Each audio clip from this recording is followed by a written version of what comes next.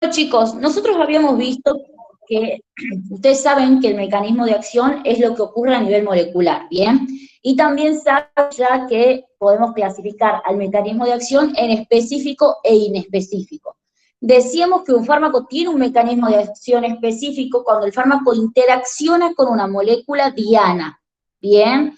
Cuando el fármaco interacciona con una molécula diana, ahí tenemos un mecanismo de acción específico. ¿Por qué? Vamos a hacer acá un grafiquito. Entonces, mecanismo de acción específico,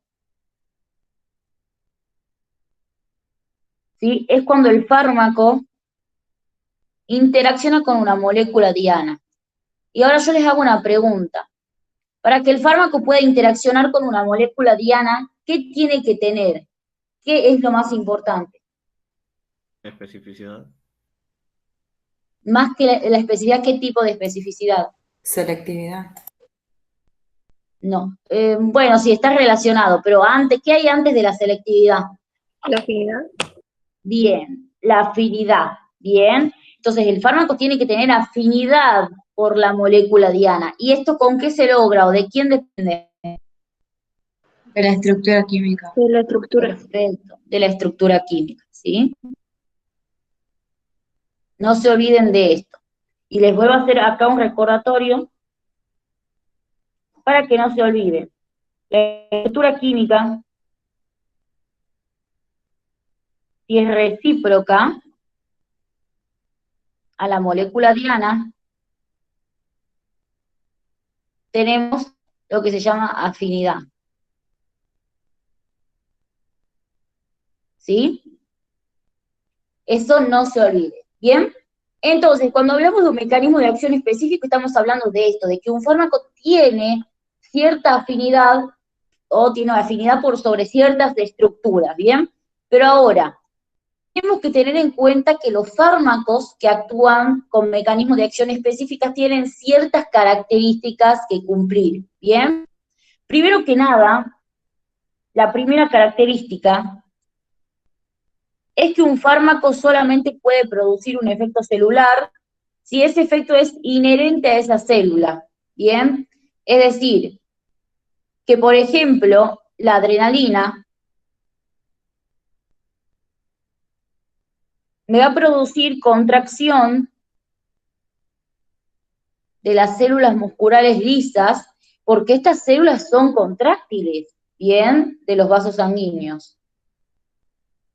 Solamente porque estas células son contráctiles. Si estas células no fueran contráctiles, lógicamente no habría ningún tipo de contracción, ¿bien? ¿A qué les recuerda esto que acabamos de mencionar? A uno de los postulados que dice que no se pueden crear funciones nuevas. Perfecto, muy bien, Jime. Al postulado, ¿sí? Al segundo postulado, eso es lo que nos dice, ¿sí? Que un fármaco no genera funciones, sino que las modifica. Bueno, es algo parecido esto. Un fármaco puede producir un efecto celular si el efecto es inherente a esa célula. Si la célula no es contráctil, la adrenalina no va a producir contracción, ¿sí? Eso es lo que nos dice el primer ítem, ¿bien? El segundo ítem, chicos, nos dice que acá pongan todos los fármacos para no generar, aunque no, lo correcto es decir todas las drogas porque las drogas también tienen actividad biológica. Todas las drogas que activan de la misma manera a un mismo receptor producen los mismos efectos en cada tipo celular. ¿Qué quiere decir esto? Salbutamol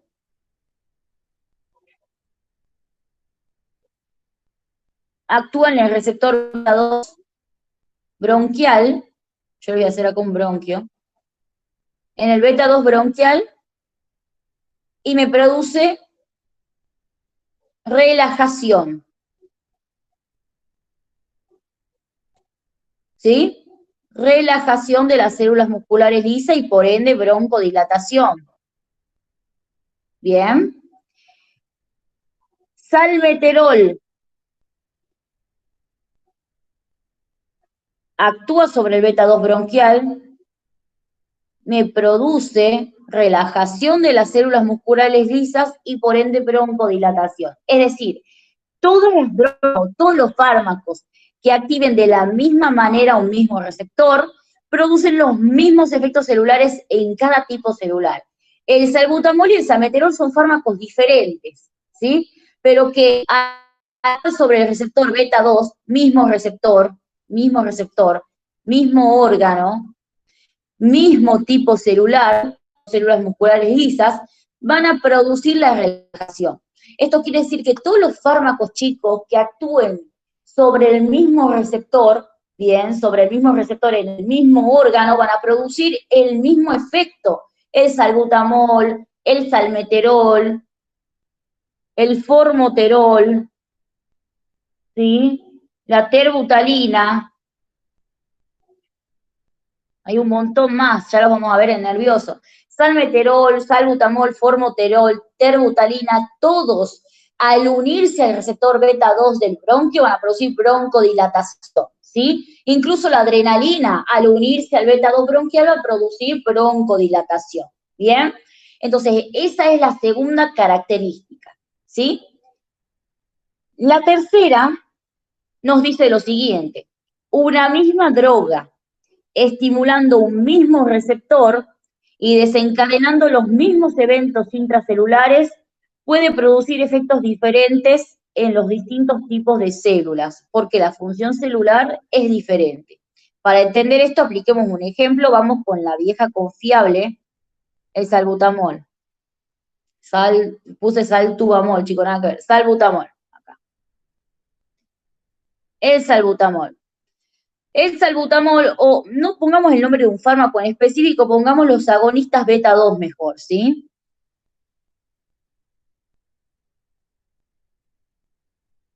Los fármacos que se unen al receptor beta 2, es decir, que son agonistas que se unen y lo activan, bien, en el bronquio, al activar el receptor beta 2, lo que van a producir es una broncodilatación.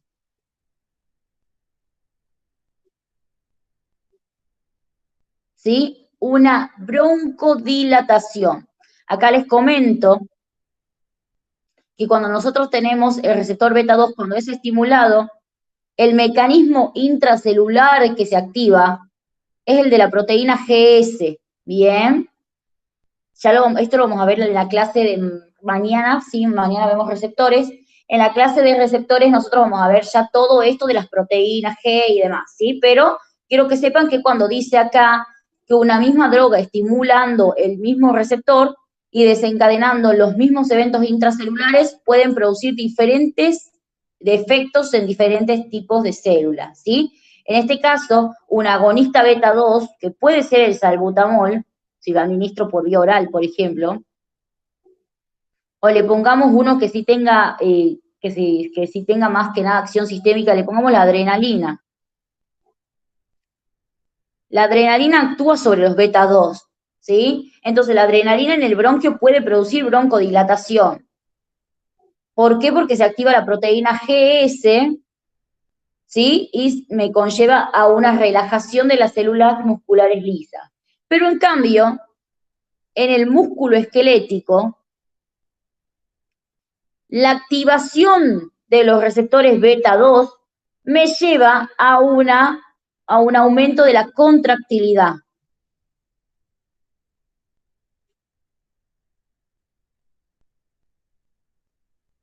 En la vejiga, la estimulación del receptor beta 2 me aumenta la proteína GS y me lleva a una relajación del detrusor.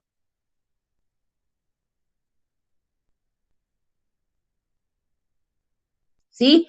Es decir, los fármacos, chicos, que son agonistas beta 2, que puede ser la adrenalina, ¿sí? Puede ser el salbutamol, si lo administro por vía oral, por ejemplo. Puede ser cualquier fármaco que interaccione con el receptor beta 2, ¿sí?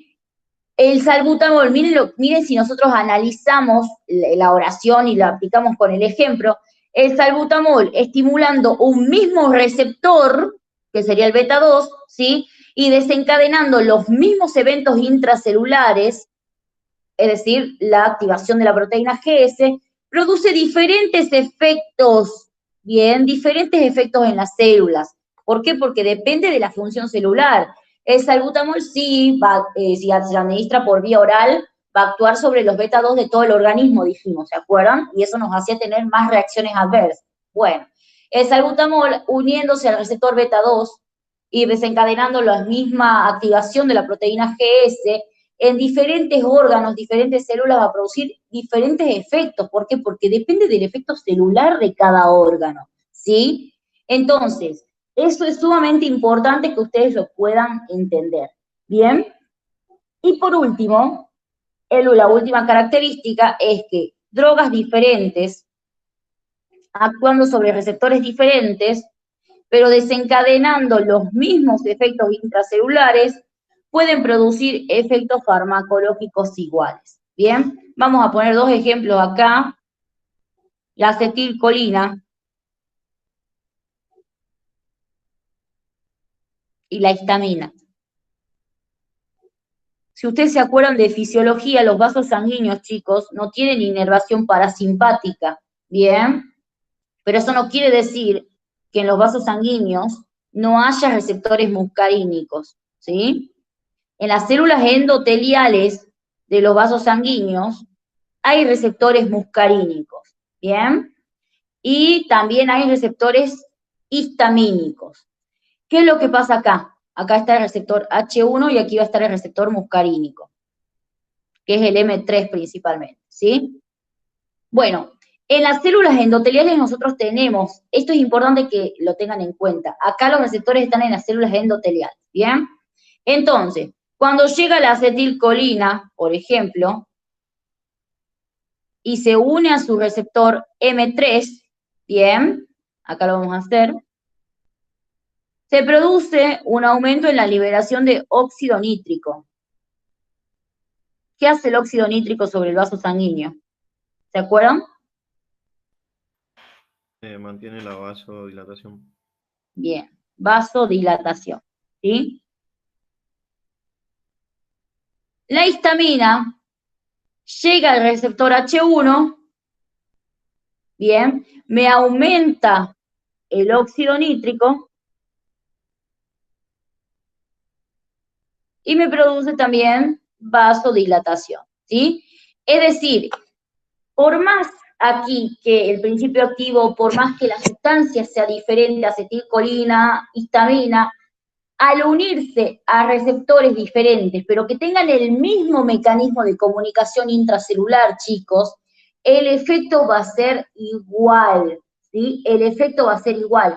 Es así que un agonista de los receptores muscarínicos, ¿bien? Y un agonista de los receptores histamínicos van a producirme lo mismo. O al revés, un bloqueante muscarínico como la atropina o un antihistamínico como la loratadina, me van a producir también una inhibición de la vasodilatación. Bien, entonces acá les pongo un antimuscarínico como la atropina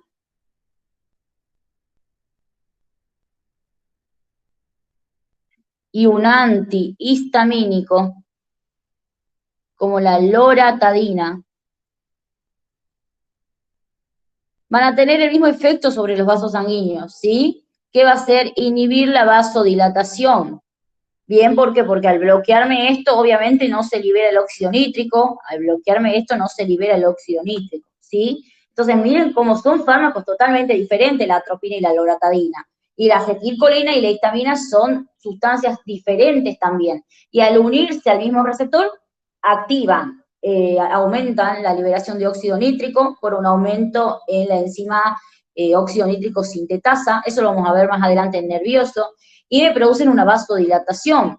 Bien, entonces, todos los fármacos que se unan a estos receptores van a hacer exactamente lo mismo, pero los receptores son diferentes y los fármacos también. El efecto es el mismo porque el mecanismo de comunicación intracelular es el mismo, ¿sí? ¿Están claras las características que acabamos de ver, chicos? ¿Tienen alguna duda? Todo bien, Flor. ¿Todo bien, Flor? Bien, perfecto. Bueno, Entonces, una vez que ya vimos nosotros, chicos, que ya vimos todo lo que tiene que ver con las características, ahora tenemos que empezar a ver, borro esto que está acá, tenemos que empezar a ver cuáles son las diferentes moléculas en las cuales puede actuar un fármaco, ¿sí? Y esto es sumamente importante, ¿por qué? Porque uno siempre dice, bueno, los fármacos que tienen mecanismos de acción específica actúan sobre un receptor. Y no es que esté mal, pero no está completo, ¿sí? Entonces, tienen que saber que los fármacos pueden actuar sobre diferentes moléculas diana, ¿sí? Sobre diferentes moléculas diana. Y dentro de las moléculas diana tenemos los aceptores y los receptores.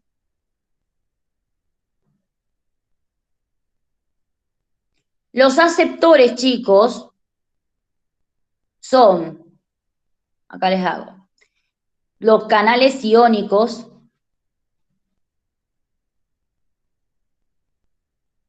las enzimas y las proteínas transportadoras.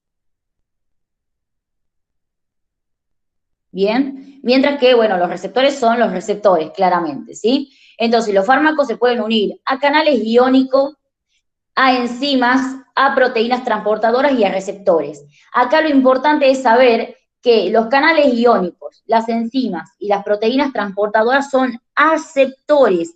¿Qué quiere decir esto, chicos?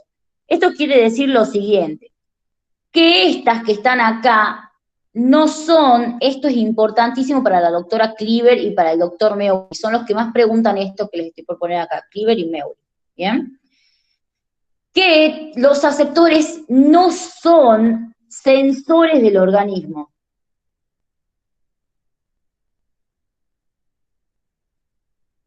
No son sensores del organismo.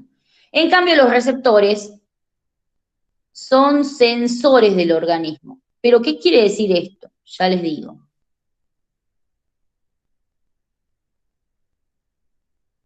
Vamos a hacer acá. Este es un receptor, ¿sí? Viene el fármaco, se une al receptor y me desencadena una respuesta intracelular, ¿sí? Que me activa al receptor. Es decir, cuando un fármaco se une a un receptor, chicos, se desencadena un mecanismo intracelular, ¿sí? Que me produce la activación del mismo y el receptor cambia su conformación, se lo activa en el receptor, ¿bien? El receptor sensa que hay un estímulo y ante ese estímulo reacciona, ¿bien? Generando comunicación intracelular o cambiando su conformación. En cambio, los aceptores, por ejemplo, si viene, qué sé yo, un fármaco y me activa una enzima, ¿sí?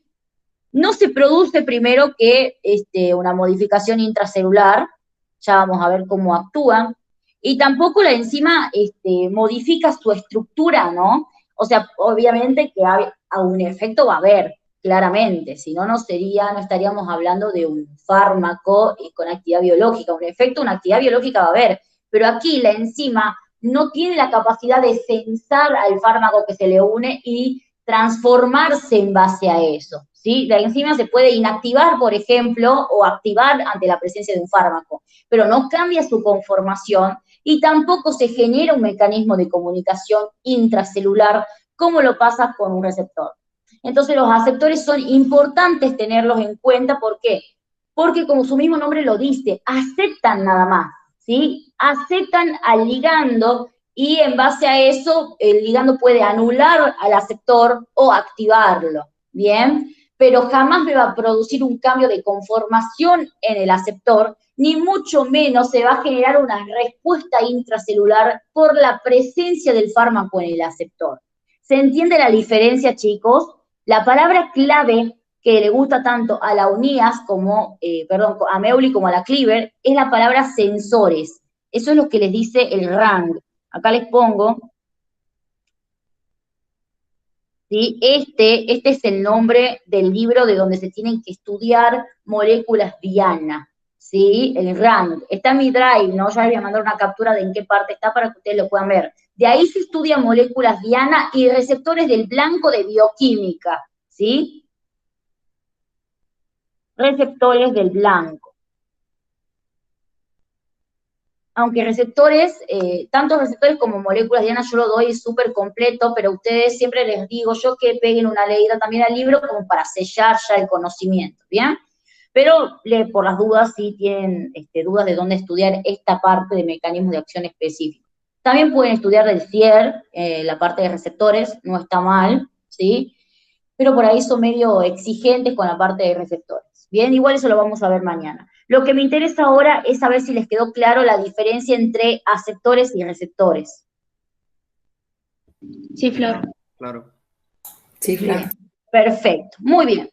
Bueno, entonces vamos a empezar a desarrollar cada uno, ¿sí? Hoy vamos a ver los aceptores y, o sea, cómo interaccionan los fármacos con sus moléculas diana, y ya mañana vamos a entrar más en profundidad con receptores, que es más largo, ¿sí? Entonces, dijimos que los fármacos pueden actuar sobre canales iónicos,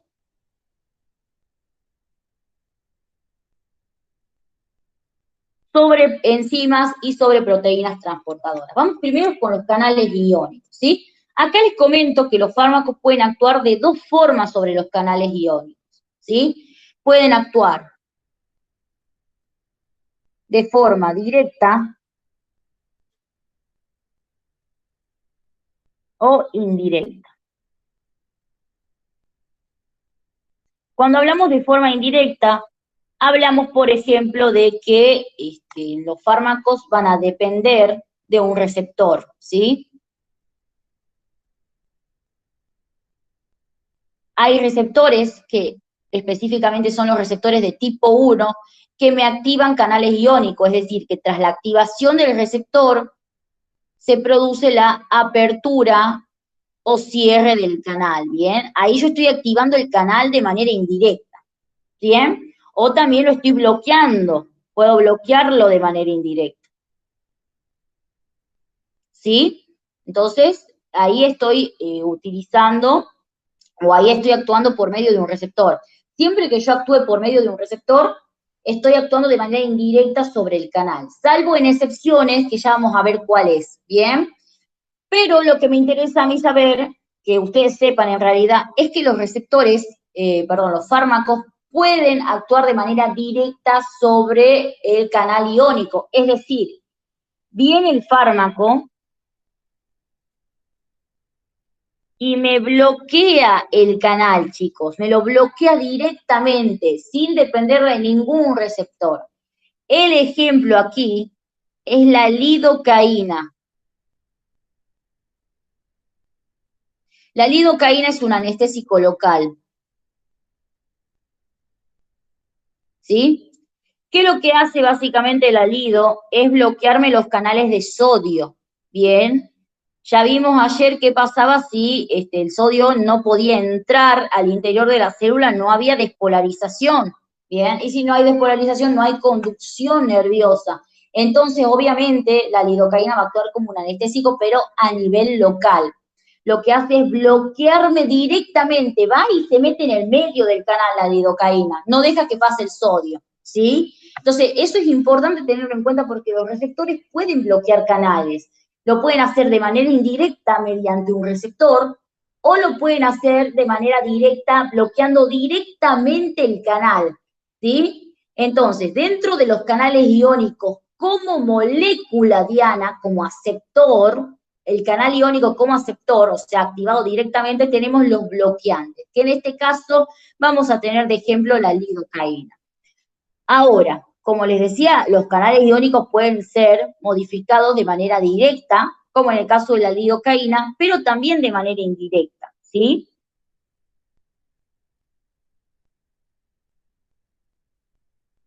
Y aquí tenemos dos formas. Una es actuando como moduladores y otro es actuando o dependiendo de un ligando.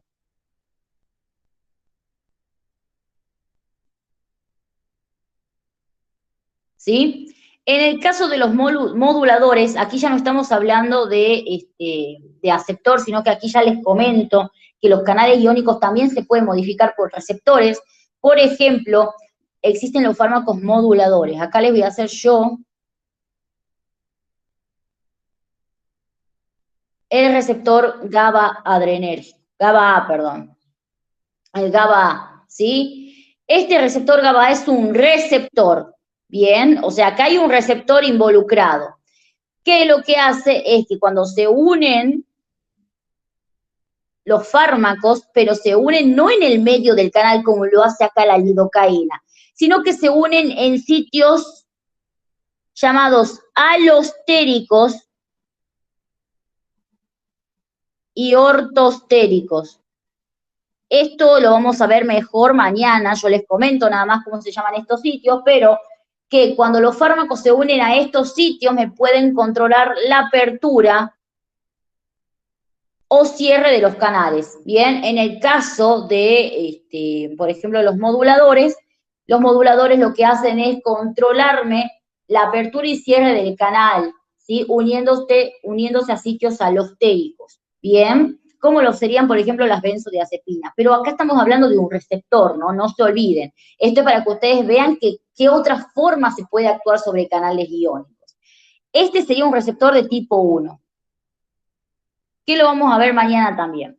Y después tenemos dependientes del ligando, que es cuando el fármaco se une a una proteína, se desencadena todo un mecanismo de comunicación intracelular, por ejemplo, se activa la proteína GI, bien, y esto me genera el cierre de canales de calcio, supongamos, ¿no? No importa si esto ahora no lo anotan, es para que ustedes nada más sepan cómo más se puede actuar sobre canal. O sea, miren acá lo que pasó. Aquí yo necesité que mi fármaco se una a una estructura para que este canal se cierre, ¿bien? No es que el fármaco fue directamente ni que se unió a un sitio alostérico ni ortostérico, ¿bien? El fármaco se unió a una proteína de membrana y esta proteína receptora hizo que el canal se cierre. Bien, este es un receptor de tipo 2. Como les digo, esto es para que sepan, no es necesario que lo anoten ahora, ¿sí? Solamente les cuento que los fármacos pueden actuar de esta forma sobre los canales iónicos, de manera directa, utilizándolo del canal iónico como un aceptor, o bien pueden actuar por medio de un receptor, como es en el caso de los tipo 1 y de los tipo 2, ¿bien? Que, como les digo, lo vamos a desarrollar en profundidad mañana, pero quiero que sepan las diferentes formas que se puede actuar sobre los canales iónicos. Lo que nos interesa a nosotros en aceptores es esto que está acá, ¿sí? Que los fármacos pueden actuar como bloqueantes directos de los canales iónicos. Aquí están actuando como aceptor porque, como verán, solamente se bloqueó, ¿sí?, la difusión de sodio al interior de la célula, pero en ningún momento el canal iónico no cambió de conformación, uno, y segundo, tampoco se desencadenó un mecanismo de comunicación intracelular. No hay ninguna proteína G involucrada, el canal no cambió su conformación, ¿sí? Entonces no es un sensor acá. Simplemente vino la lidocaína y bloqueó, nada más.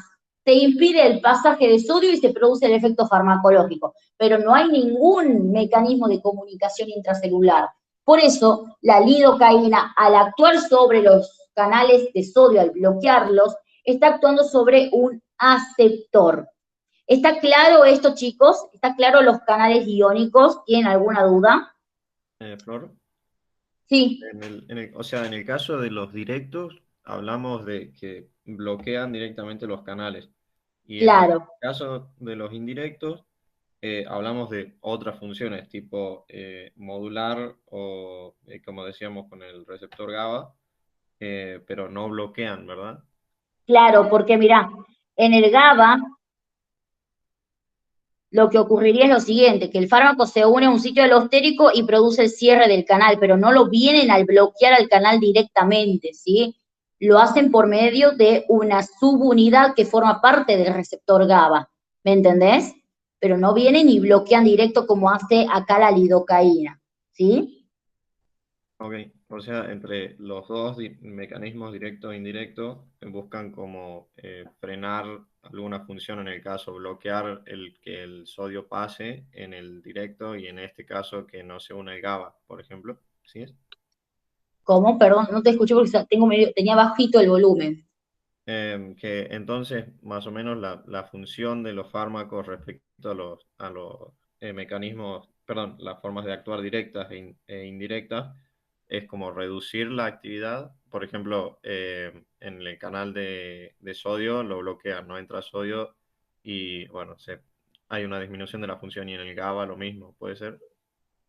Claro, o sea, depende del fármaco, no es que siempre va a pasar lo mismo, ¿no? Pero en el ejemplo que vimos de la lidocaína, por ejemplo, la lidocaína lo que hace es bloquear la difusión de sodio, ¿bien? Ahí tendría un efecto inhibidor, un efecto depresor, ¿sí?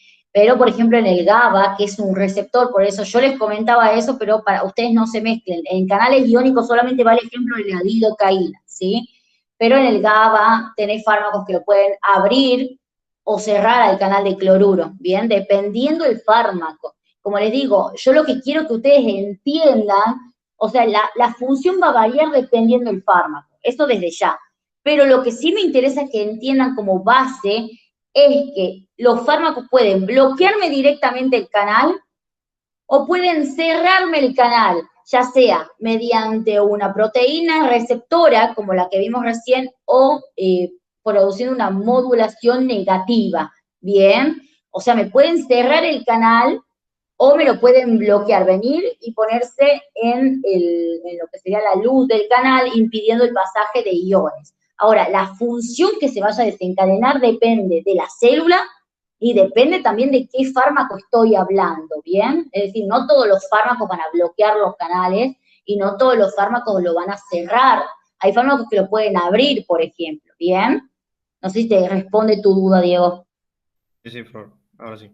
Gracias. Bien, perfecto. Bueno, entonces eso en cuanto a canales iónicos, ¿bien? No se olviden, esto es lo que entra dentro de aceptores. Lo demás que les dije recién era para que ustedes tengan una idea porque si leen el RANG, por ejemplo, en el RANG les mezcla todo, ¿bien? O sea, les pone todo, de todas las formas que se puede actuar sobre los canales, pero cuando les mezcla todo, les está hablando también de receptores. Entonces, para que no se genere confusión, yo les aclaro eso, ¿sí? Después tenemos las enzimas acá. Dentro de las enzimas, chicos, los fármacos pueden actuar de tres formas. Pueden actuar como inhibidores,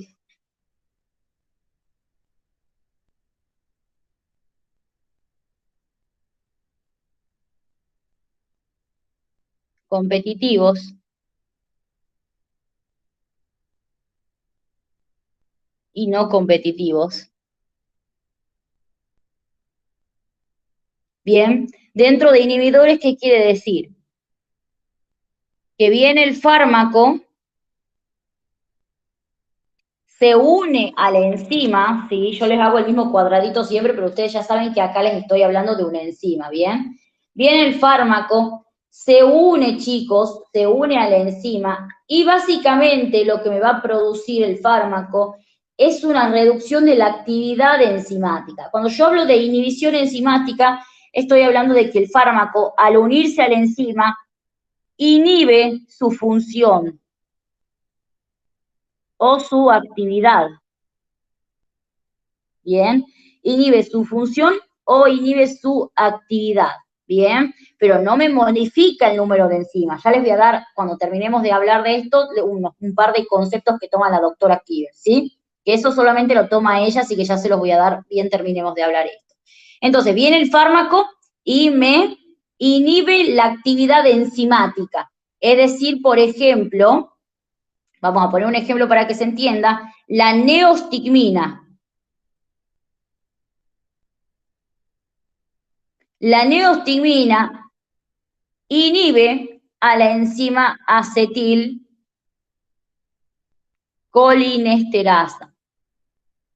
¿Sí? Al unirse la neostigmina a la acetilcolinesterasa, inhibe su actividad enzimática. Esto hace que se disminuya la degradación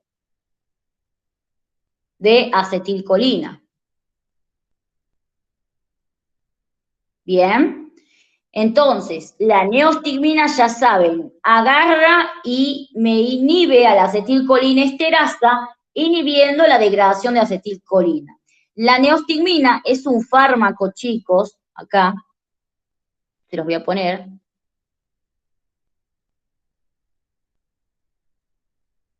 que entra dentro, de la inhibición competitiva. ¿Por qué? Porque si nosotros ampliamos un poco acá, la neostigmina compite con la acetilcolina, ¿sí? Compite con la acetilcolina por la unión en la enzima, ¿bien? Compite con la acetilcolina y gana la neostigmina, ¿bien? La neostigmina disminuye la actividad de esta enzima, ¿bien? Porque está ocupando el lugar de la acetilcolina claramente, entonces la pobre acetilcolina no se puede eliminar. Y esto me puede generar un síndrome colinérgico. Ya lo vamos a ver también más adelante, ¿sí? Pero para que tengan una idea. ¿Bien? Entonces, los fármacos pueden actuar sobre las enzimas como inhibidores. Por ejemplo, la neostigmina que inhibe a la acetilcolinesterasa. Acá les voy resumiendo yo. Y obviamente, ¿con quién compite? Con la acetilcolina. ¿Bien? Y también pueden actuar como inhibidores no competitivos. Acá tenemos otro fármaco que nada tiene que ver con la parte de nervioso, pero por ejemplo tenemos la aspirina. Bien, la aspirina inhibe a la ciclooxigenasa. Bien, inhibe a la ciclooxigenasa, principalmente a la ciclooxigenasa de tipo 1. No la inhibe de forma competitiva, pero esto es algo de fármaco especial, pero a Meuri no sé por qué, pero le encanta preguntar la aspirina. Y la aspirina es un inhibidor irreversible, ¿no? Bien, la aspirina es un inhibidor irreversible de la COX-1, entonces acá pongan aspirina. Y no es competitivo. Inhibe a la COX-1, a la ciclooxigenasa tipo 1, para reducir todo el mecanismo de respuesta inflamatoria. Bien, por eso la aspirina, este es el motivo o el mecanismo por el cual la aspirina tiene una acción antiinflamatoria, ¿sí? Porque inhibe a la ciclooxigenasa tipo 1 de manera irreversible. Bien, entonces miren cómo los fármacos pueden inhibir a las enzimas. Pero esa no es la única forma de la cual el fármaco puede actuar sobre la enzima. Los fármacos también pueden actuar como falsos sustratos. Falso sustrato. Acá, chicos, cuando yo les digo que los fármacos actúan como falsos sustratos, les estoy diciendo lo siguiente. Nosotros tenemos, esto es lo que pasa normalmente, ¿sí? Yo voy a poner acá una N de normal. Normalmente, por ejemplo, tenemos, primero les explico qué quiere decir un falso sustrato, que viene acá, un falso sustrato, se une a la enzima y me genera un falso metabolito. ¿Bien? Entonces, ¿qué quiere decir esto? Por ejemplo, normalmente la dopa, ¿sí? Se une a la enzima dopa descarboxilasa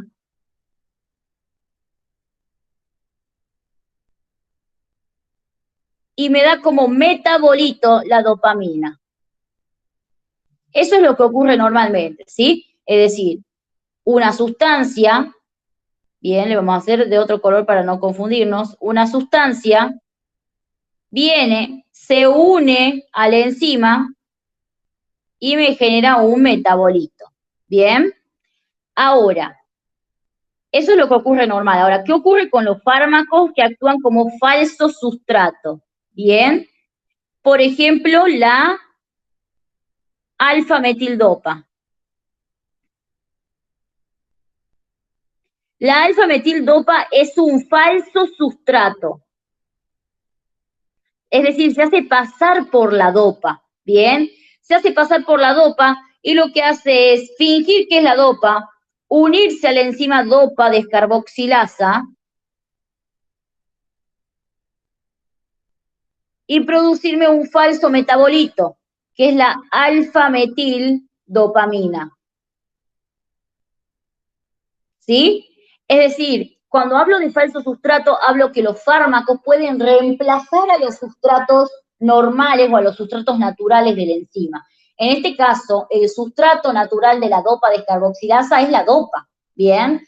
La alfa-metildopa, que es un fármaco antihipertensivo, que es el fármaco de elección en la hipertensión de las embarazadas, ¿bien? La alfa-metildopa lo que hace es suplantar o hacerse pasar por la dopa, ser un falso sustrato, y una vez que es metabolizada me genera un falso metabolito. El metabolito real es la dopamina, ¿bien? Y el falso metabolito es la alfa-metildopamina, ¿sí? ¿Está claro lo que es un falso sustrato, chicos? Sí, Flor. ¿Los demás? Sí, claro. Bien, perfecto. Bueno, entonces dijimos que pueden actuar como falso sustrato. No se olviden que la alfa-metildopa es un antihipertensivo que le decimos de tipo central, ¿sí? Bien, y también, chicos, tenemos que los fármacos pueden actuar sobre las enzimas, ¿sí? Acá viene una cosa que es sumamente importante porque nosotros ya lo vimos, ¿bien? Los fármacos pueden actuar sobre las enzimas como profármacos. ¿Qué era un profármaco, se acuerdan? Era un fármaco sin actividad biológica hasta que era metabolizado. Bien, perfecto. Un profármaco es un fármaco que necesita metabolizarse para tener actividad biológica. Bien, necesita sí o sí de una enzima que lo active. Bien, entonces cuando hablamos de que los fármacos pueden actuar como profármacos, estamos hablando de que hay un fármaco que no tiene actividad, es decir, hay una sustancia en realidad que no tiene actividad, que al entrar en contacto con una enzima se activa. Es decir, que tenemos un profármaco que al entrar en contacto con una enzima se convierte en fármaco. ¿Sí? Por ejemplo, la levodopa. La levodopa, ¿para qué se utilizaba? ¿Para qué enfermedad? La Parkinson. Bien, para el Parkinson. Es uno de los fármacos de primera línea para el Parkinson. Bien. La levodopa, chicos, es un profármaco. Es un profármaco, ¿sí? La levodopa, cuando se une, miren qué enzima se une, a la dopa descarboxilasa,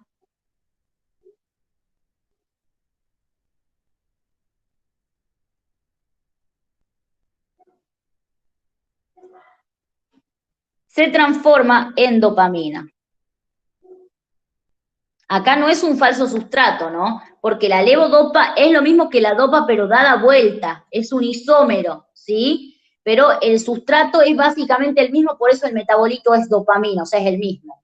En cambio, la alfa-metildopa es completamente diferente a la dopa, ¿sí? La levodopa solamente está dada vuelta, digamos, y la alfa-metildopa es completamente diferente, ¿sí? Entonces, la levodopa es un profármaco utilizado para el tratamiento del Parkinson. Ustedes saben que en el Parkinson, una de las teorías, como yo les dije, pero para los chicos que no vieron la primera clase o que entraron después, en el Parkinson una de las teorías es que falta dopamina, ¿sí? ¿Y cómo puedo hacer yo para aumentar la cantidad de dopamina? Y bueno, administrando dopamina. ¿Cuál es el problema? Que la dopamina no atraviesa la barrera hematoencefálica, ¿bien? No la atraviesa. Entonces, ¿cómo hago yo para aumentar la cantidad de dopamina, ¿sí?, en el sistema nervioso central si la dopamina no puede pasar la barrera hematoencefálica? Entonces, la única que me queda es administrar levodopa. La levodopa es un profármaco, es decir, no tiene actividad, pero cuando la agarra la dopa descarboxilasa, la transforma en dopamina. Es como una manera de meter dopamina al sistema nervioso central, engañando a la barrera hematoencefálica, ¿bien? Entonces, la levodopa es un profármaco y en este caso la dopamina sería el fármaco. La levodopa es la forma inactiva que tras activarse, es decir, tras pasar o tras ser metabolizada por la dopa descarboxilasa, se convierte en activa. ¿Bien? Entonces, quiero saber si está claro cómo pueden actuar los fármacos sobre las enzimas. Sí, Flor. Sí, Flor. Sí, Flor. Bien. Ahora, una cosa que es importante, chicos, esto lo toma la doctora Cleaver, ¿sí? Así que quiero que lo tengan en cuenta, es la diferencia entre,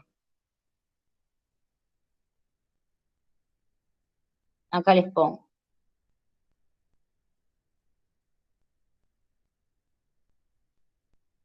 activación enzimática,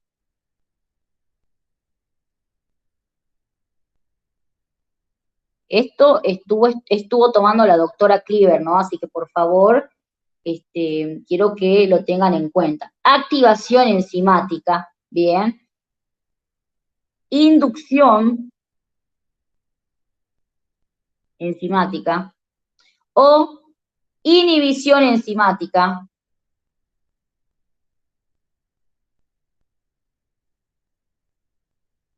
y represión.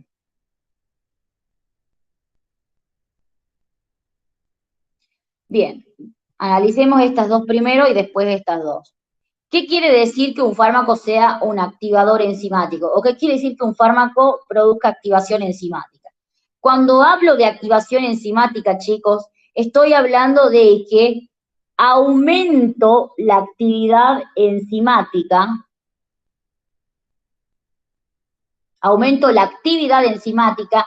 sin modificar el número de enzimas. El número de enzimas. ¿Bien? Es decir, yo tengo, por ejemplo, qué sé yo, 5 enzimas. ¿Bien? Tengo 5 enzimas y si yo produzco una activación enzimática, lo que voy a hacer es aumentar su actividad, pero el número va a seguir siendo 5, solamente que acá, cuando hablamos de aumentar su actividad, cuando hablamos de activación enzimática, chicos, estamos hablando de aumentar la velocidad, ¿sí? Hablamos de aumentar la velocidad de la reacción, ¿bien? Acá aumenta la velocidad de la reacción, ¿sí? Pero de las enzimas que ya existen, no modifico el número. Entonces, aumentar la actividad enzimática quiere decir aumentar la velocidad de la reacción. Bien, pero de un número de enzimas que ya existe. En cambio, la inducción enzimática, chicos, la inducción enzimática es, acá les pongo abajo, cuando yo hablo de inducir a una enzima, ¿sí? Estamos hablando también de que aumenta la actividad enzimática, pero porque hay un aumento del número de enzimas. Bien, acá, chicos, en la inducción hay un aumento en el número de enzimas, hay un aumento en la cantidad de las enzimas, porque puede ser, por ejemplo, que haya un aumento de la síntesis. Todo este tema en particular lo vamos a ver en farmaconocividad, pero hay pacientes que genéticamente la inducción enzimática está muy guiado o muy relacionado con la parte genética, no se olviden de recalcar eso. Hay pacientes, por ejemplo, que genéticamente, ¿sí?, tienen una mayor síntesis de algunas enzimas, como por ejemplo hay pacientes que tienen una mayor síntesis de las enzimas pseudocolinesterasa. Estos pacientes genéticamente ya tienen un aumento en la cantidad de esta enzima. ¿Por qué? Porque la sintetizan en mayor cantidad, pero es por una predisposición genética. Y estos pacientes eliminan rapidísimo la acetilcolina. ¿Por qué? Porque tienen un aumento de esta enzima, ¿sí? Entonces, la diferencia entre activación enzimática e inducción enzimática es que en la activación aumenta la velocidad de la reacción, es decir, aumentas la actividad enzimática, pero sin modificarnos el número de enzimas. Mientras que en la inducción aumenta también la actividad enzimática, pero a expensas de un aumento en la cantidad de enzimas, ¿sí? En la inducción aumenta la velocidad de una reacción, ¿sí? Pero está muy ligado a un aumento de la cantidad de enzimas, que tiene mucho que ver también con la genética, es decir, genéticamente nosotros tenemos pacientes que van a tener una mayor síntesis de algunas enzimas y por ende van a tener una mayor cantidad y por ende una mayor actividad. Pero ojo, porque yo también puedo tener inducción enzimática por fármacos y eso lo vamos a ver en interacciones medicamentosas, ¿sí? Entonces, ¿está clara la diferencia entre activación e inducción? Sí, Flor. Sí, Flor. Sí, Flor. Miren, chicos, que la Cleaver, estas son cosas no negociables para ella, ¿bien? Ella clava si ustedes no saben la diferencia entre activación e inducción. Entonces la tienen que tener en cuenta, ¿sí? Bien. Y después tenemos la otra parte, ¿sí? La inhibición y la represión. Cuando nosotros hablamos acá de inhibición enzimática, estamos hablando que disminuye la actividad, es básicamente lo mismo, ¿no? Disminuye la actividad enzimática, es decir, se lentece la reacción, ¿bien? Pero sin modificar el número, ¿bien? Sin modificar el número de enzimas. Mientras que en la represión hay una disminución en la actividad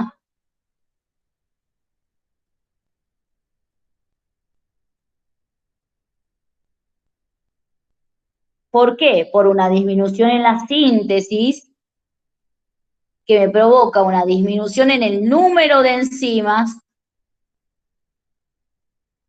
y que esto también está ligado a la genética, chicos. Y acá, ojo, porque acá está, chicos, algo que se llama, que lo vamos a ver en nocividad, pero aquí está lo que se llama supersensibilidad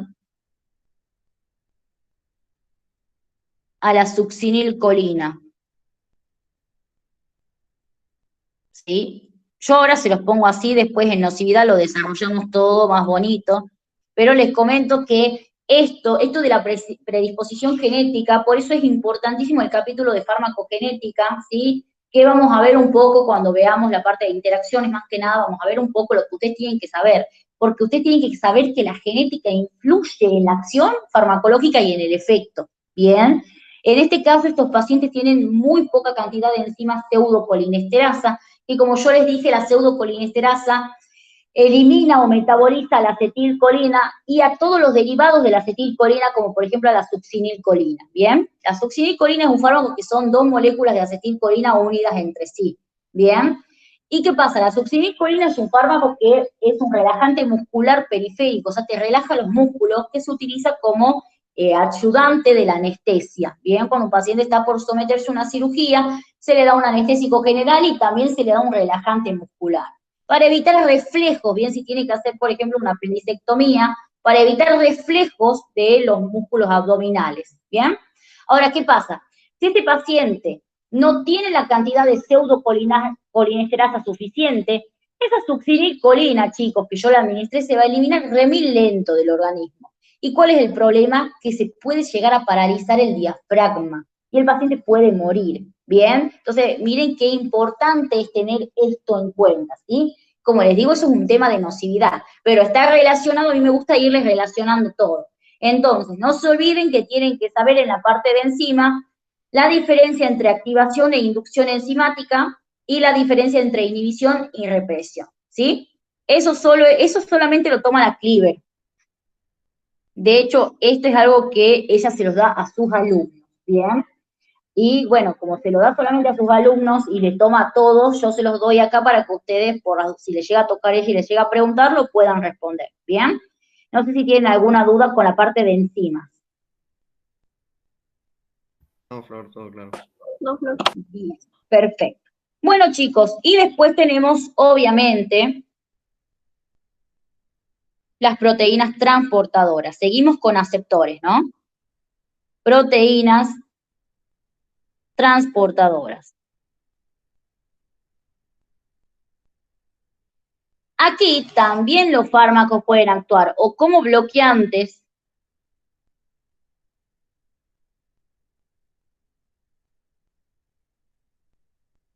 o como falsos sustratos. Se los pongo entre comillas porque no sería un sustrato, pero en el RANG les ponen como falsos sustratos. ¿Bien? ¿Qué es una proteína transportadora primero? Para entender qué hacen los fármacos tenemos que entender qué es la proteína transportadora. Por ejemplo, ¿sí? Les pongo dos ejemplos. En el riñón, en la nefrona, principalmente en la rama ascendente gruesa del asa de Henle, en la rama ascendente gruesa, ustedes saben que tiene el glomérulo, el túbulo contorneado proximal, la rama descendente del asa de Henle, la rama ascendente delgada, la rama ascendente gruesa, túbulo contorneado distal y tienen acá el túbulo colector, ¿bien? Bueno, en esta zona es sumamente importante, porque es la zona en la que más sodio se reabsorbe, ¿bien? Y se reabsorbe por una proteína transportadora, ¿sí? Que me transporta, ¿bien? Sodio, potasio, 2-cloro, así se llama, eso es como una data nada más, ¿bien? Pero eso es una proteína transportadora, o sea, una proteína que sirve para transportarme iones, por ejemplo, de un lado a otro. ¿Y por qué les traje el ejemplo este? Porque uno de los ejemplos de los fármacos que tienen que saber son los diuréticos, ¿bien? Los diuréticos actúan, chicos, principalmente sobre aceptores más que sobre receptores, ¿bien? Hay un tipo de diurético que ustedes lo veremos más adelante, que ese tipo de diurético es el que me va a actuar sobre un receptor. Pero en las proteínas aceptoras, los diuréticos como la furosemida, por ejemplo, este es uno de los ejemplos que tienen que saber ahora, la furosemida me bloquea este transportador, ¿bien? Impidiendo la reabsorción de sodio. O sea, hay bloqueantes de las proteínas transportadoras. Acá les pongo bloqueantes. Como por ejemplo la furosemida.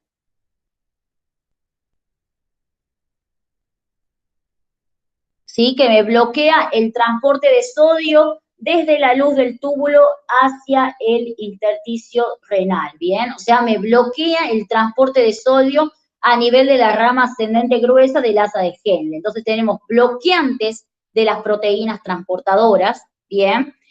Y si queremos poner un ejemplo de nervioso, ¿no? Porque es lo que ustedes tienen que saber en farmacobásica, podemos poner, por ejemplo, vamos a primero hacer una introducción como hicimos recién para entenderlo. Nosotros tenemos acá la sinapsis adrenérgica, ¿bien? Acá les comento, ¿sí? Que cuando la noradrenalina termina, ¿sí? O se desacopla de los receptores adrenérgicos, tiene que eliminarse, ¿bien? Y para eliminarse tiene dos caminos. Uno es recaptarse por una proteína transportadora, se recapta, es decir, como que se reutiliza, digamos, y la otra es metabolizarse. O sea, que una enzima venga y la transforme en metabolitos inactivos, ¿bien? Pero la mayor parte de la noradrenalina, chicos, la mayor parte, esto sí lo tienen que saber, porque esto sí va en el programa. El del diurético es solo un ejemplo como para que tengan otros ejemplos nada más, pero esto sí o sí lo tienen que saber. La mayor parte de la noradrenalina se recapta, ¿bien? ¿Qué es lo que pasa? Existen fármacos que me bloquean esta recaptación, chicos. Me bloquean esta recaptación, ¿sí? Lo hagamos más bonito. Me bloquean la recaptación. Es decir, que viene el fármaco, corremos esto, viene el fármaco y ocupa el lugar, hace lo mismo que hacía la furosemida recién, ocupa el lugar que le pertenece, el lugar por donde va a pasar la noradrenalina, ¿sí? Bloquea, impide que la noradrenalina se recapte. Esto me produce un aumento de la noradrenalina en la hendidura sináptica y por lo tanto un mayor tiempo de interacción entre la noradrenalina y sus receptores adrenérgicos. Me genera, por ejemplo, acá un síndrome adrenérgico. El paciente va a estar con las pupilas dilatadas, ¿sí? Va a estar muy estimulado, o sea, va a estar, por ejemplo, puede estar agresivo, con taquicardia, bien, etcétera. ¿Saben quién hace esto, chicos? La cocaína, Bien, entonces como ejemplo de bloqueante tenemos, acá les pongo que es una droga, no es un fármaco. ¿Por qué les doy el ejemplo de la furosemida y ya les voy a dar otro? Porque la cocaína, que es el ejemplo que les pone Rand, y el liter creo que también, no es un fármaco, es una droga, porque no demostró eficacia terapéutica ni seguridad, no superó la fase 3, entonces es una droga la cocaína, ¿sí? La cocaína entonces hace esto. ¿Por qué los pacientes que están intoxicados con cocaína o los pacientes que consumen cocaína tienen pupila dilatada, tienen taquicardia, están como acelerados? Porque me inhiben esta recaptación. Entonces la noradrenalina, al no reingresar al interior de la célula, se queda ahí en la hendidura, interaccionando de nuevo con los receptores adrenérgicos, produciéndome un síndrome adrenérgico con taquicardia, midriasis, agresividad, hipertensión arterial, ¿sí? Entonces, la cocaína es un bloqueante de la recaptación. Acá les pongo que es un bloqueante de la primera recaptación. Eso ahora no importa porque ya cuando veamos nervioso vamos a ver qué es esto de primera y segunda recaptación. Pero para que anoten, es un bloqueante de la primera recaptación, ¿sí? Pero si queremos un fármaco que bloquee la recaptación de un neurotransmisor, les voy a dar un tercer ejemplo, ¿sí? Para que tengan la mayor cantidad de ejemplos posible en este tema, que está muy relacionado con la parte de nerviosa. Si queremos acá dar un ejemplo de un fármaco, tenemos los famosísimos antidepresivos. Así como en el Parkinson, una de las teorías estudiadas era que faltaba dopamina, en la depresión, chicos, una de las teorías es que falta serotonina. Entonces, ¿qué tengo que hacer yo para solucionar esto? Tengo que aumentar la cantidad de serotonina. Bien, no solamente de serotonina, hay un montón de neurotransmisores que están involucrados en la depresión, pero uno de los más importantes es la serotonina. Entonces, la serotonina hace lo mismo, chicos, que la noradrenalina. Acá les pongo, la serotonina cuando termina de actuar sobre los receptores serotoninérgicos, tiene dos opciones, o metabolizarse o recaptarse, ¿sí? Tiene dos opciones. Y obviamente, como la noradrenalina, la mayor parte de la serotonina se recapta, ¿bien? Ahora, los antidepresivos de primera línea, o sea, los primeros que se tienen que prescribir, ¿sí? Lo que hacen es bloquear la recaptación de serotonina, ¿bien? Impedir que la serotonina reingrese a la célula para que permanezca más tiempo en la hendidura, ¿sí? Y permanezca más tiempo en contacto sobre los receptores serotoninérgicos. Y esto se observó en los estudios clínicos que al inhibir la recaptación de serotonina, el paciente se demostraba con un mejor estado de ánimo, ¿bien? La depresión es un trastorno afectivo, ¿sí? Un trastorno del estado de ánimo, y es una de las cosas por falta de serotonina. Entonces, yo no puedo aumentar la cantidad de serotonina, ¿bien? No puedo dar serotonina, digamos, como tratamiento. Entonces, lo que me queda hacer es que aprovechar al máximo, digamos, la poquita serotonina que tiene el paciente, ¿bien? ¿Y cómo lo puedo hacer, por ejemplo? Lo puedo hacer impidiendo o inhibiendo la recaptación de serotonina. Estos se llaman, acá les pongo el ejemplo para que lo tengan.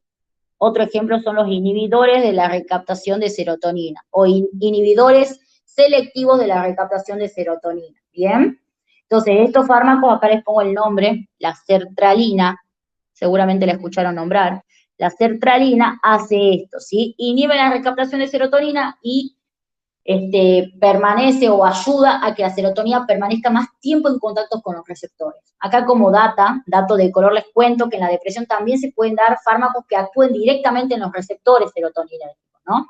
Pero bueno, les doy este ejemplo porque está relacionado con la parte de bloqueantes, ¿sí? Entonces, cuando nosotros hablamos de bloquear una proteína transportadora, tenemos dos fármacos como ejemplo, la furosemida, que me bloqueaba el transportador que hay en la rama ascendente gruesa del asa de Henle, que me bloquea el transporte de sodio, potasio, 2-cloruro. De esta forma me inhibe la reabsorción de sodio. Ustedes saben que un diurético aumenta la cantidad de orina, y el sodio va junto con el agua, entonces ahí como que al inhibir la reabsorción de sodio, la orina es más diluida, ¿bien? Tenemos el ejemplo también de la sertralina, que es otro fármaco que me inhibe la recaptación de serotonina, aumentando la cantidad de serotonina en la hendidura y haciendo que el paciente se sienta o tenga un mejor estado de ánimo como tratamiento en la depresión, ¿bien? Y por otro lado tenemos un ejemplo de una droga, que es la cocaína, que esto está relacionada con el programa que ustedes tienen que tener. Yo, ¿por qué les doy estos otros dos ejemplos? Porque a la UNIAS no les gusta que den el ejemplo de la cocaína, porque tiene razón, no es un fármaco, ¿bien? Entonces, por eso le doy el de la sertralina, el de la furosemida, para que tengan fármacos también como ejemplo. Pero no tienen que dejar de saber la cocaína, porque a Sánchez sí le gusta, ¿bien? Porque ya les dije que él es especialista en todo lo que es intoxicación y drogadependencia, ¿bien? Entonces, la cocaína, ya saben, inhibe la recaptación de noradrenalina, hace que la noradrenalina permanezca un tiempo o mayor tiempo en la hendidura, produciéndome un síndrome adrenérgico, ¿sí? ¿Está claro cómo actúan los bloqueantes, chicos? ¿Tienen alguna duda de esto? No, Flor, todo bien. Bien, ¿los demás? Les pregunto porque ahora ya empezamos a ver cosas más como nuevas, digamos, y quiero saber si está todo entendido.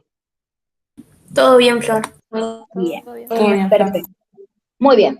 Bueno, y los fármacos también pueden actuar como falsos sustratos, dijimos acá, ¿sí? Entre comillas los ponemos. Pero ¿por qué es esto, chicos?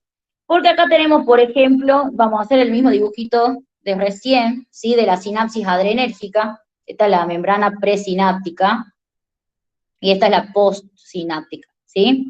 Acá tenemos la misma proteína transportadora que ustedes saben que la noradrenalina se tiene que recaptar. Bien, lo mismo que recién. Hay fármacos que se hacen pasar por la noradrenalina. ¿Qué quiero decir con esto? Acá en negro va a estar mi noradrenalina, ¿bien? Esta es la que se tiene que recaptar.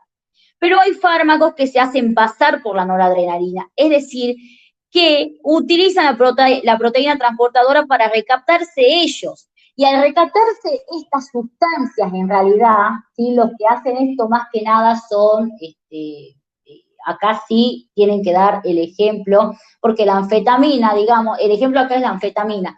La anfetamina, si bien es una droga, bien, más que nada los derivados de la anfetamina, tienen que saber ustedes que la anfetamina sí tiene uso terapéutico que está siendo estudiado, y esto lo remil preguntan, incluso en clínica, me acuerdo, en clínica 2 me lo habían preguntado. La anfetamina, chicos, está siendo estudiada para el tratamiento de la obesidad, ¿bien? Sobre todo la obesidad mórbida. ¿Por qué? Porque es anorexígeno, ¿bien? Eso que les tiro como dato.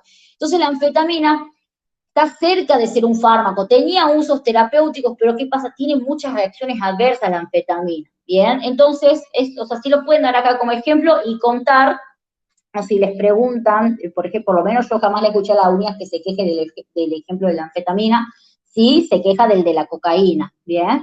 Entonces, acá tienen el ejemplo de la anfetamina. ¿Qué es lo que hace la anfetamina? La anfetamina le roba el lugar a la noradrenalina, es decir, utiliza su proteína transportadora para recaptarse ella misma, ¿sí? Actúa como un falso sustrato, entre comillas. ¿Por qué?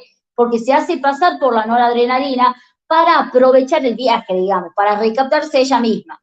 ¿Y esto, cuál es el problema con esto? Que al recaptarse la anfetamina, la noradrenalina no se puede recaptar y se queda en la hendidura, produciéndome un síndrome adrenérgico.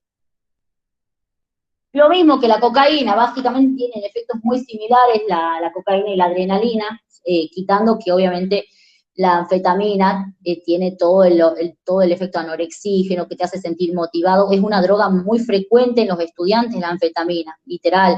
¿Y por qué? Porque te hace sentir motivado, te hace bajar de peso, te hace sentir con energía, ¿bien? Entonces, tiene todos esos efectos que eso sí es diferente a la cocaína, pero en la parte del mecanismo de acción, en la parte de, más que del mecanismo de acción, sino de la parte de cómo actúa en el sistema nervioso autónomo, es similar.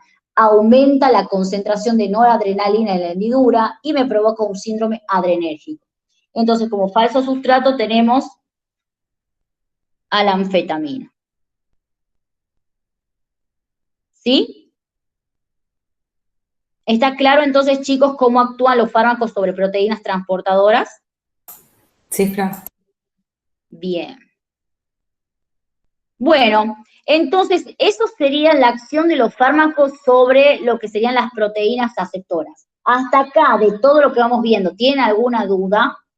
Pregunten, ¿no? Cualquier cosa. No, todo claro. Bien, perfecto.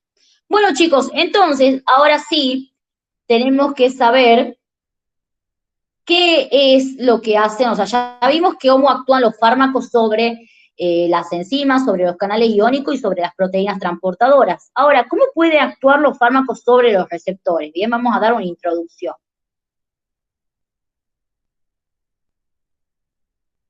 Los fármacos sobre los receptores pueden actuar como agonistas o como antagonistas. Cuando yo les digo a ustedes que un fármaco actúa como un agonista de un receptor, y vamos a hacer acá, por ejemplo, todo el mecanismo de la proteína G y el canal iónico, ¿sí? Cuando yo les digo a ustedes que el fármaco actúa como agonista, quiere decir que el fármaco tiene afinidad, bien, tiene afinidad, es decir, se puede unir, tiene una estructura química recíproca al receptor, pero no solamente tiene afinidad, sino que también es capaz de activar el receptor, de producir un mecanismo de comunicación intracelular y obviamente producir una respuesta celular. Esto de que el fármaco tenga la capacidad de generar una respuesta molecular, una respuesta celular, se llama actividad intrínseca.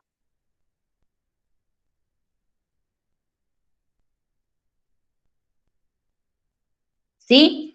Entonces, los agonistas tienen afinidad y actividad intrínseca, es decir, son capaces de unirse al receptor, ¿bien?, y producirme una respuesta tanto molecular como celular. Más que nada una respuesta molecular. Son capaces de producirme una respuesta celular, una respuesta molecular, ¿bien?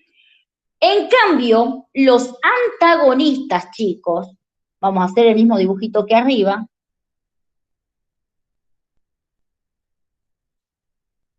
Los antagonistas tienen afinidad, porque obviamente tienen una estructura química recíproca al fármaco, pero no tienen actividad intrínseca. ¿Qué quiere decir esto? Que los antagonistas se pueden unir tranquilamente al receptor, pero solamente a ocupar lugar, ¿sí?, al pedo, porque no están haciendo nada, no lo modifican. No modifican el receptor, no producen activación ni mecanismos de comunicación intracelular y no me generan nada a nivel molecular. Esa es la diferencia entre un agonista y un antagonista. El agonista tiene afinidad y actividad intrínseca, es decir, la palabra correcta sería, es capaz de producirme una activación de los mecanismos intracelulares. Es capaz de activarme el receptor, ¿sí? De activarme el receptor, en otras palabras.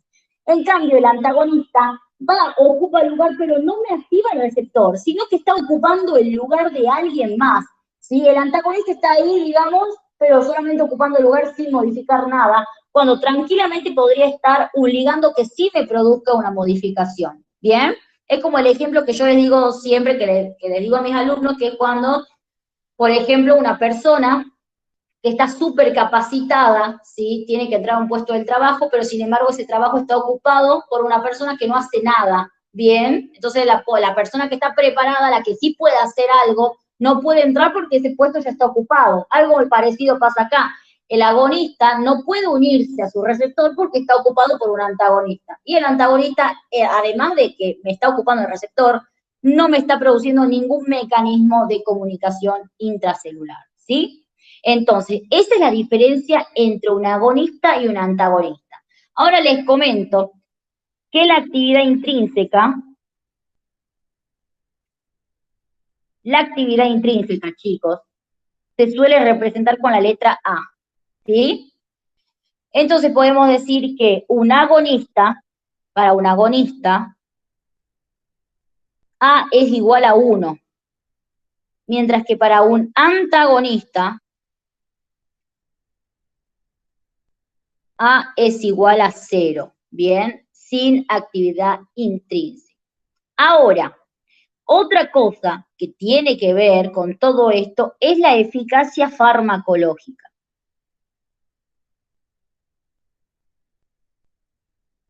Nosotros vimos hasta ahora la definición de eficacia terapéutica, pero ¿qué es la eficacia farmacológica? Cuando yo hablo de eficacia farmacológica, estoy hablando, chicos, de la capacidad que tiene un fármaco de activarme un receptor.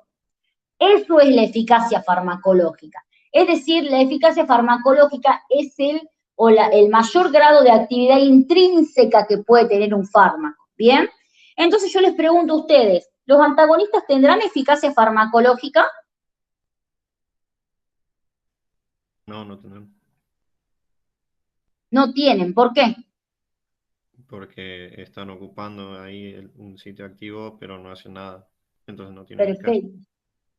Muy bien. Los antagonistas, chicos, no tienen eficacia farmacológica, porque si yo les acabo de decir que la eficacia farmacológica es el grado máximo de actividad intrínseca, para que haya eficacia farmacológica tiene que haber actividad intrínseca, ¿bien? Si no hay actividad intrínseca, no hay eficacia farmacológica. Entonces, acá les voy a poner para que ustedes sepan, actividad intrínseca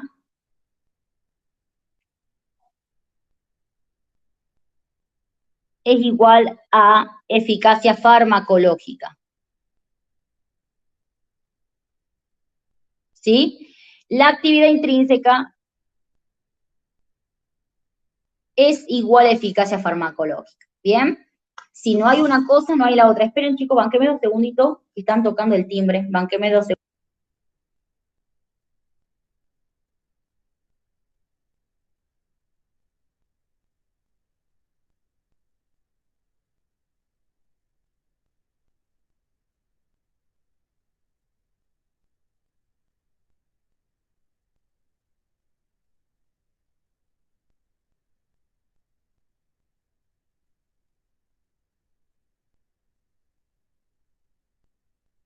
Perdón, chicos.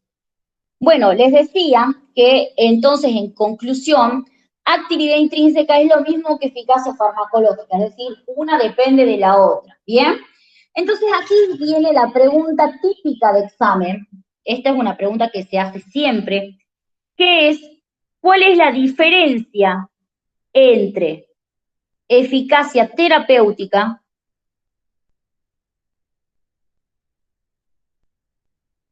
y eficacia farmacológica? La diferencia, chicos, es que la eficacia farmacológica habíamos dicho que era, la eficacia terapéutica habíamos dicho que era ¿qué cosa? El grado de beneficio, ¿bien?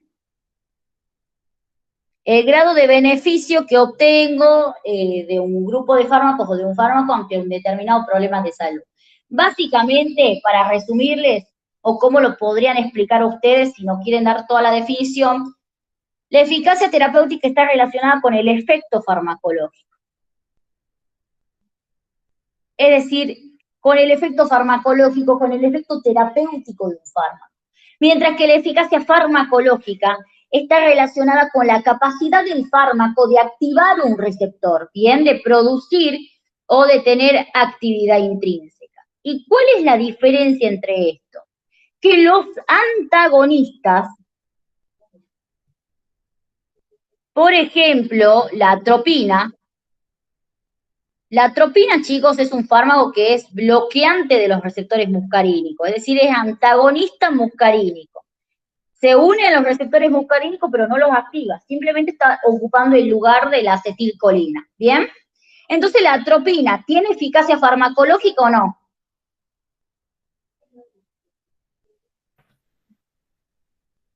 No. ¿Los demás qué opinan? No. No.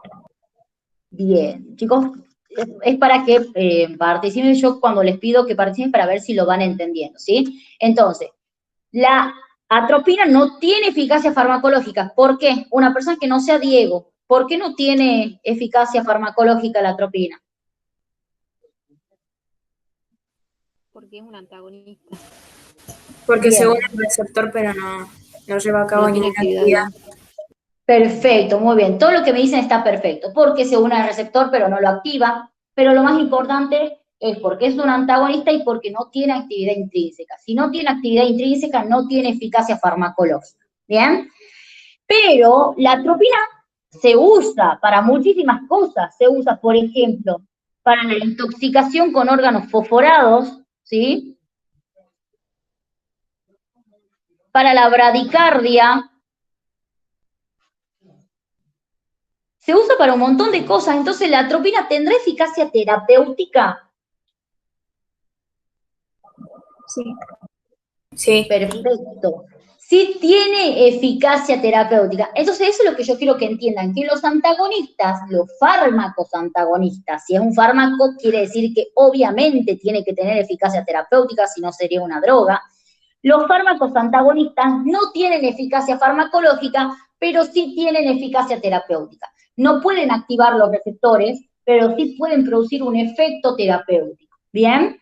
¿Está clara entonces, ahora sí para todos, está claro entonces la diferencia entre eficacia terapéutica y farmacológica?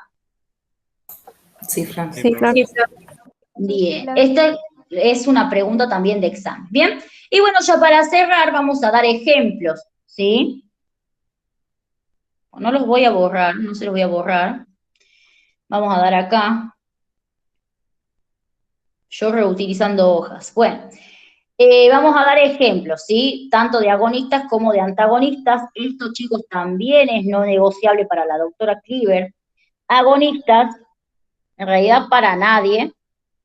Agonistas ya sabemos lo que son, pero lo pongamos acá abajo de todas formas. Afinidad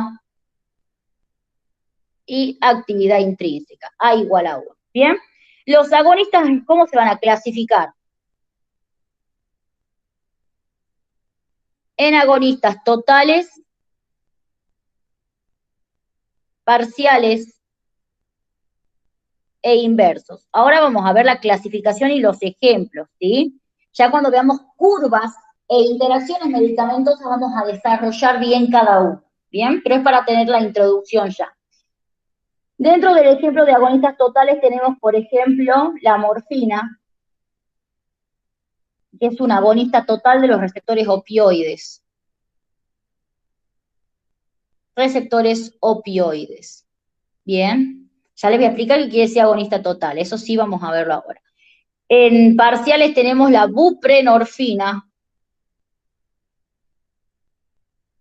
La buprenorfina, que también es agonista de los receptores opioides, pero este es un agonista parcial, ¿sí? Y con los agonistas inversos tenemos, por ejemplo, las beta-carbolinas, que es un agonista inverso, pero del receptor GABA-A, ¿sí? ¿Qué quiere decir, chicos, agonista total, parcial o inverso? Agonista total quiere decir que es capaz de producirme, acá les pongo, agonista total, que tiene una actividad intrínseca igual a 1. ¿Qué quiere decir esto? Que es capaz de producirme la máxima eficacia farmacológica, ¿sí? La máxima eficacia farmacológica. Obviamente esta eficacia farmacológica nunca es un 100%. ¿Qué quiere decir con esto? Que la respuesta máxima de un fármaco puede ser un 80%, ¿bien? Pero jamás la eficacia va a ser un 100%, o sea, la eficacia farmacológica, no la terapéutica, ¿no? Jamás la actividad intrínseca va a ser un 100%. Eso les dicen algunos libros, como el Caxum, por ejemplo, que son libros de fármaco. Les dice que nunca la actividad intrínseca puede ser un 100%, pero por eso se lo considera, o es mejor decirle que cuando hablamos de un agonista total, hablamos de un fármaco que tiene la máxima eficacia, ¿sí? Que tiene una máxima eficacia farmacológica, una actividad intrínseca máxima, ¿bien? Que sería el 100% de ese fármaco, pero nunca se puede tener un 100% en general. Esto lo vamos a entender mejor cuando veamos la parte de curvas, ¿bien? Por ahora quiero que sepan que un agonista total es un agonista que tiene un A igual a 1, es decir, que tiene el máximo de eficacia farmacológica posible para ese receptor, ¿bien? El máximo de eficacia farmacológica posible para el receptor opioide. En cambio, el agonista parcial tiene un A mayor a 1, pero menor, mayor a 0, perdón, pero menor que 1. Es decir, el agonista parcial, chicos, tiene, acá les pongo, A mayor a 0, pero menor que 1.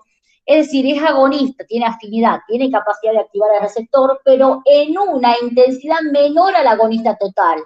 Bien, la eficacia farmacológica de los agonistas parciales no es máxima. Tiene la mitad de la eficacia farmacológica o tiene una eficacia farmacológica o una actividad intrínseca menor que la del agonista total. Eso es un agonista parcial. cuando el fármaco tiene una eficacia farmacológica o una actividad intrínseca menor a la del agonista total. En este caso, la buprenorfina tiene afinidad por los receptores opioides, lo puede activar, pero nunca los activa con la misma intensidad que lo hace la morfina. ¿Bien? Eso es un agonista parcial. ¿Bien? Ya cuando veamos la curva vamos a aplicar todo esto y se va a entender mucho mejor. Pero quiero saber si más o menos está entendida la diferencia entre total y parcial. Sí, Flor, sí. Sí, Flor. Sí, Flor. Perfecto. Y los inversos tienen un A que es así, ¿sí? -1.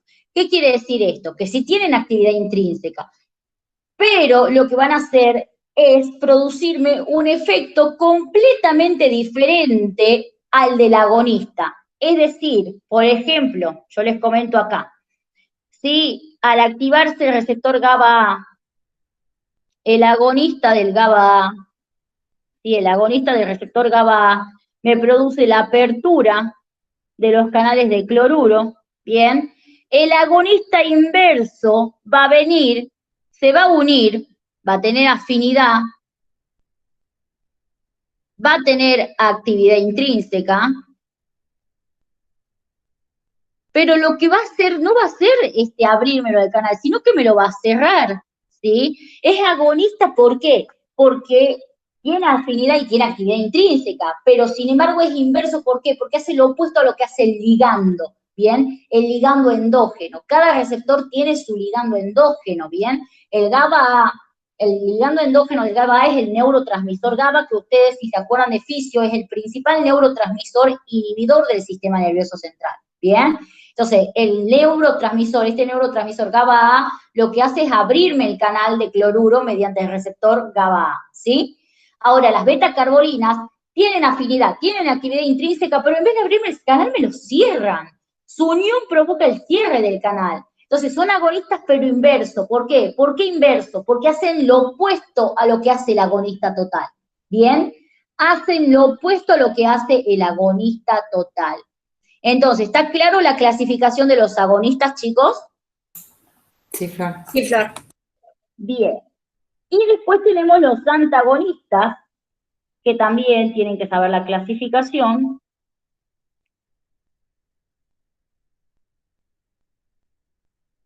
Que se van a clasificar en antagonistas, competitivos,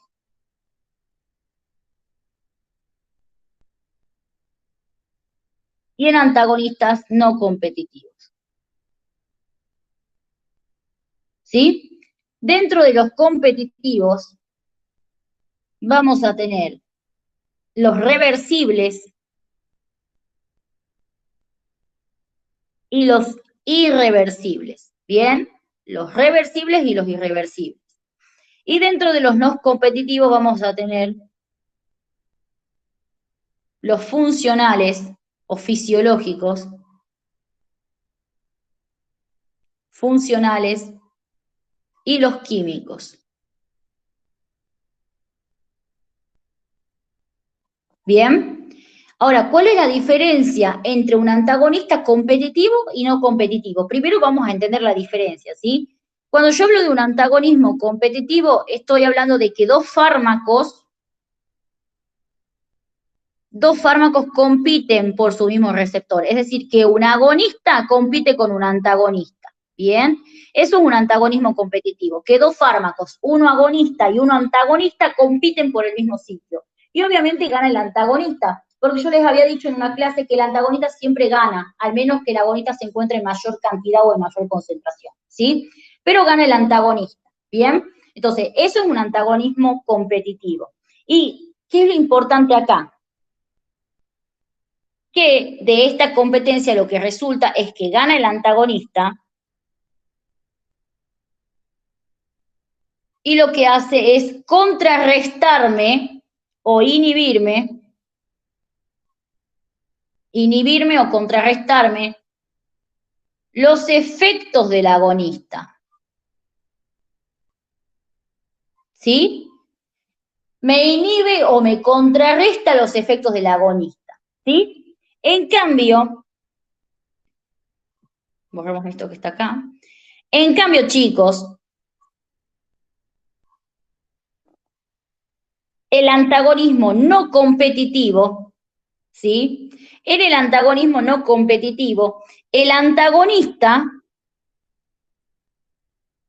que es llamado falsamente antagonista, no es un antagonista en sí, porque en el antagonismo competitivo, los fármacos lo que hacen básicamente, se los voy a poner así, les pongo antagonista entre comillas, los fármacos lo que hacen básicamente es antagonizar o contrarrestar, ¿sí? O contrarrestar el efecto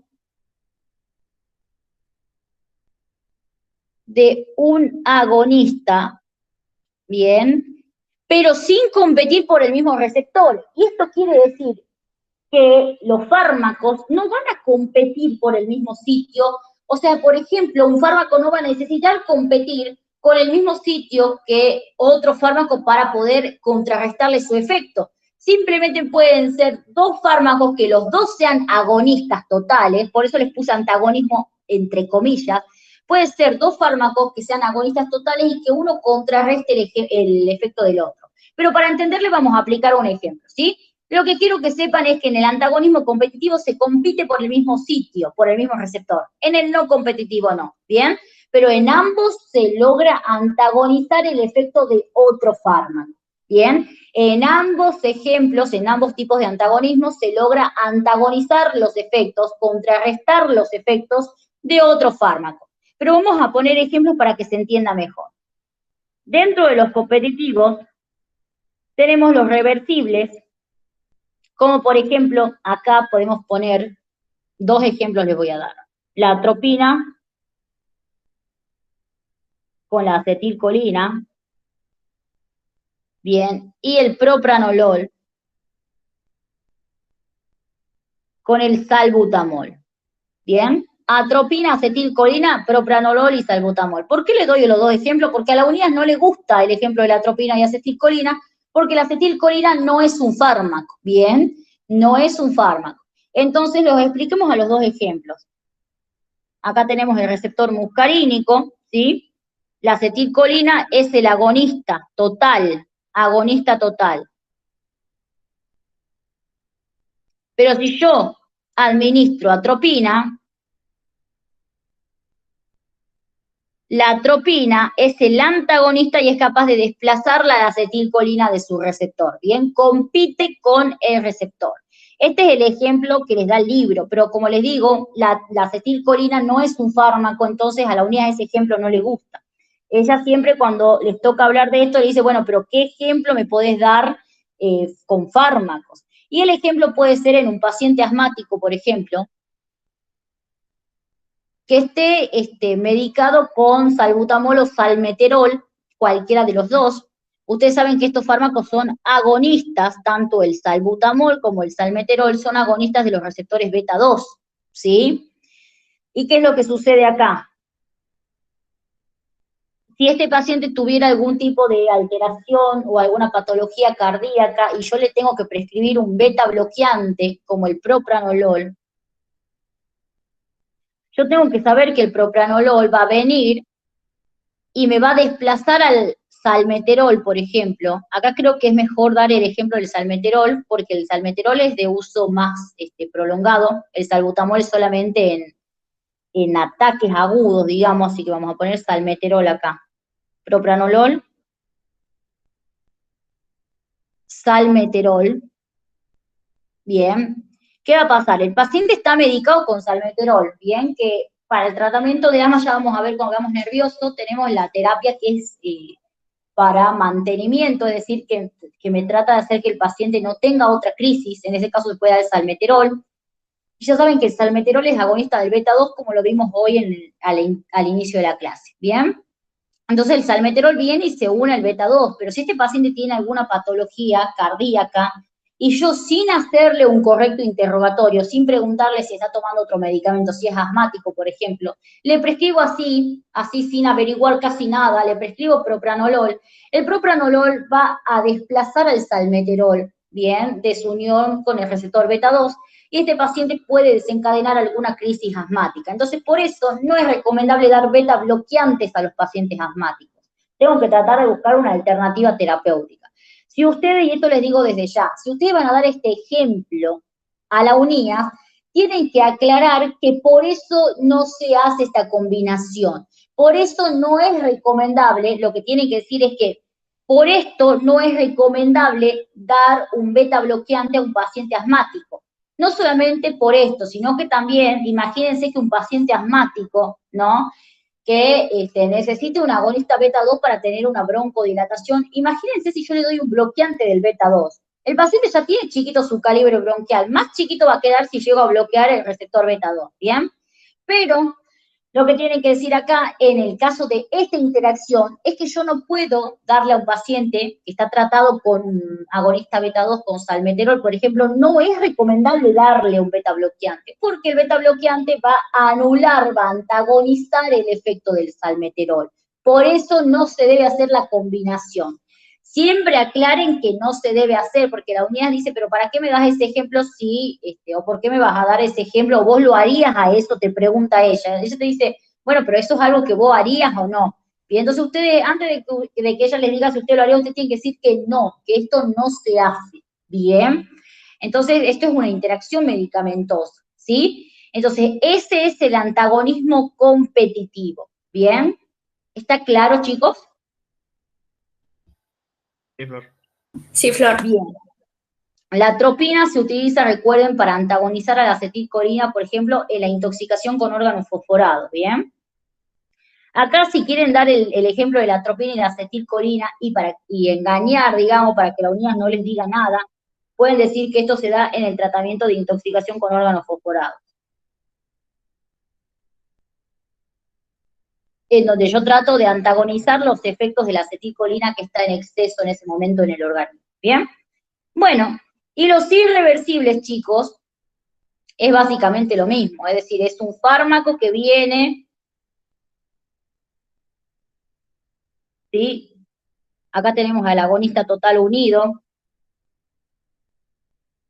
y viene el antagonista irreversible, es decir, que viene, ocupa el lugar, pero al ocupar el lugar, ¿saben lo que hace el antagonista irreversible? Forma enlaces covalentes, ¿bien?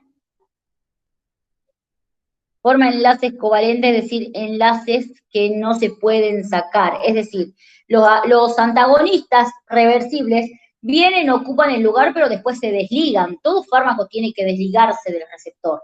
Pero los antagonistas irreversibles vienen, ocupan el lugar y se quedan ahí. No se desligan, ¿bien? O demoran muchísimo tiempo en desligarse, días, semanas, ¿bien? Entonces, dentro del antagonismo irreversible, vamos a tener el ejemplo de la fenoxibensamina, perdón. Fenoxibensamina, ¿bien? Fenoxibensamina. ¿Para qué se da este fármaco? ¿En qué situaciones yo quiero un antagonismo irreversible? ¿En qué situaciones quiero bloquear los canales o quiero bloquear el receptor por tanto tiempo? Bueno, chicos, les comento acá que existen patologías, bien, por ejemplo, el feocromocitoma, bien, feocromoxitoma, acá les pongo.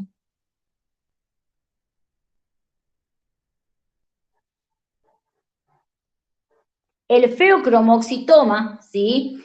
Es una patología, es un tipo de tumor que está todo el tiempo secretando catecolaminas. Es decir, es un tumor secretor de adrenalina y noradrenalina en el organismo. Bien, este paciente, por ejemplo, tiene hipertensión o crisis hipertensivas, ¿bien? ¿Por qué? Porque todo el tiempo hay un exceso de catecolaminas en su organismo. Entonces, para el feocromocitoma, yo puedo dar la fenoxibensamina, ¿bien? Y esta fenoxibensamina va a desplazar a la noradrenalina de los receptores, ¿bien? De los receptores alfa 1, y la fenoxibensamina se va a quedar por un buen tiempo en estos receptores, reduciendo de esta forma las crisis hipertensivas o tratando de antagonizar el mayor tiempo posible este exceso de catecolaminas que tiene el paciente, hasta que se pueda tratar directamente el tumor. ¿Bien? Entonces, la fenoxibenzamina, acá les pongo el ejemplo, fenoxibenzamina, bien, es un antagonista irreversible de los receptores principalmente alfa-1 adrenérgicos, ¿bien? Y se da para evitar las crisis hipertensivas en los pacientes que tienen feocromocitoma, ¿bien? ¿Está claro entonces el antagonismo competitivo? ¿Tiene alguna duda? No, Flor. No, Flor, Bien. Y después tenemos el no competitivo, en donde ustedes ya saben que no se utiliza el mismo receptor. En esta situación, chicos, los fármacos que tenemos no son antagonistas. ¿Por qué? Porque sí tienen actividad intrínseca, pero su efecto antagoniza el de otro fármaco. Por eso se llama antagonismo no competitivo. ¿Por qué? Porque los fármacos que forman parte de este tipo de antagonismo no son antagonistas, porque tienen actividad intrínseca, pero tienen la capacidad de antagonizar los efectos de otro fármaco. ¿Pero cómo lo hacen? Tenemos el funcional. Acá vamos a poner funcional. Vamos a poner así. El funcional hace lo siguiente. Por ejemplo, nosotros tenemos en un shock anafiláctico,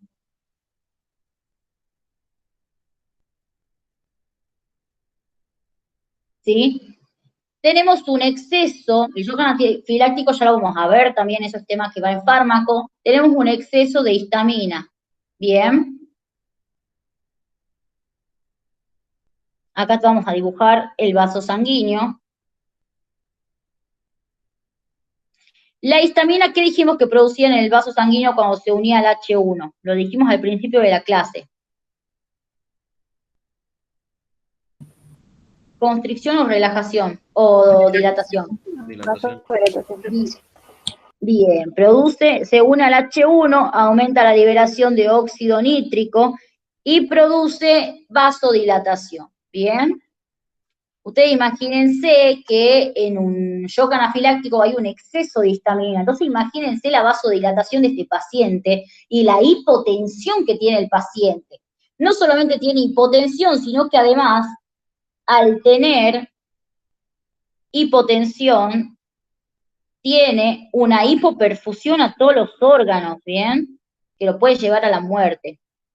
Tiene hipotensión y tiene hipoperfusión. Esto en el shock anafiláctico, ¿no? Donde hay un exceso de histamina.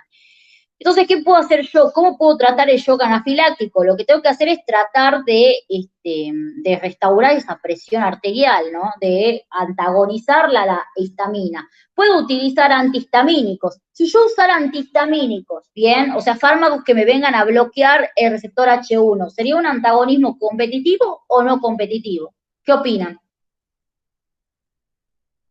Competitivo porque va en el mismo sitio de acción. Perfecto, muy bien. Si yo uso antihistamínicos, estoy haciendo un antagonismo competitivo, claramente.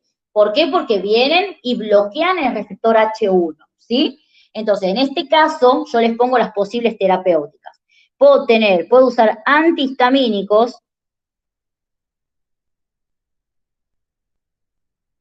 que me ejerzan un antagonismo competitivo, es decir, que vengan y me bloqueen al receptor H1, impidiendo la unión del exceso de histamina que hay en ese pobre paciente, ¿bien? Me bloquean. En ese momento el antagonismo es competitivo. Antagonismo competitivo. Pero también, chicos, puedo hacer un antagonismo no competitivo. ¿Y cómo lo hago? Administrando adrenalina por vía intramuscular. En este caso, miren lo que va a pasar. Este vaso sanguíneo está dilatado, ¿bien? ¿Por qué? Porque está la histamina unida al receptor H1. Y este paciente ya tiene muy poca perfusión. Entonces, lo que yo tengo que hacer es tratar esta hipotensión lo más rápido posible. Para eso, agarro y administro adrenalina por vía intramuscular, y la adrenalina, uniéndose a otro receptor totalmente diferente, que es el alfa-1, uniéndose a un receptor totalmente diferente, me va a producir una vasoconstricción. ¿sí? Aumentándome la presión arterial y obviamente mejorando la perfusión.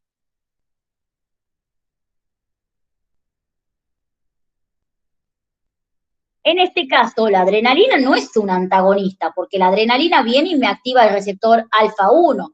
Sin embargo, la adrenalina es capaz de contrarrestarme a la histamina, es capaz de contrarrestarme el efecto de la histamina sobre el vaso sanguíneo, ¿bien?